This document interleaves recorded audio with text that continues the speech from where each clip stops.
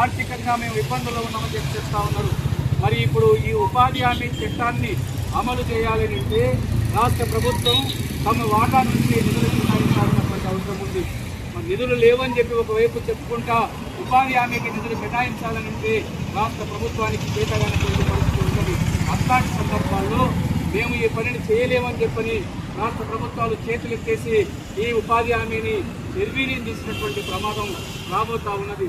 అందుకని కొత్తగా తీసుకొచ్చినటువంటి వీబీజీ రామ్జీ చట్టాన్ని పూర్తిగా రద్దు చేసి గతంలో ఉన్నటువంటి కూలీలకు పూర్తి స్థాయిలో ఉపయోగపడేటటువంటి పద్ధతుల్లో ఉన్నటువంటి మహాత్మా గాంధీ జాతీయ గ్రామీణ ఉపాధి హామీ చట్టాన్ని కొనసాగించాలని చెప్పని సిపిఎం పార్టీగా డిమాండ్ చేస్తూ ఉన్నాం. అట్లనే జిల్లాలో గత 3 నెలలుగా పెండింగ్లో ఉన్నటువంటి కూలీ డబ్బులు తక్షణమే ఉపాధి కూలీలందరికీ కూడా చెల్లించేటటువంటి పద్ధతుల్లో జిల్లా కలెక్టర్ జిల్లా యంత్రాంగం తక్షణమే చర్యలు తీసుకోవాలని చెప్పని డిమాండ్ చేస్తూ ఉన్నాం.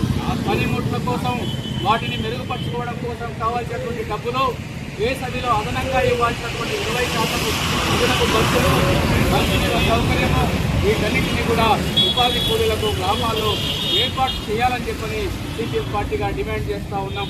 వీటితో పాటు కేంద్ర ప్రభుత్వం కొత్తగా తీసుకొచ్చినటువంటి 4 లేబర్ కోడ్లు రేపు ఏప్రిల్ 1వ తారీఖు నుంచి అమల్లోకి రాబోతూ ఉన్నాయి. కార్మిక సంఘాలన్నీ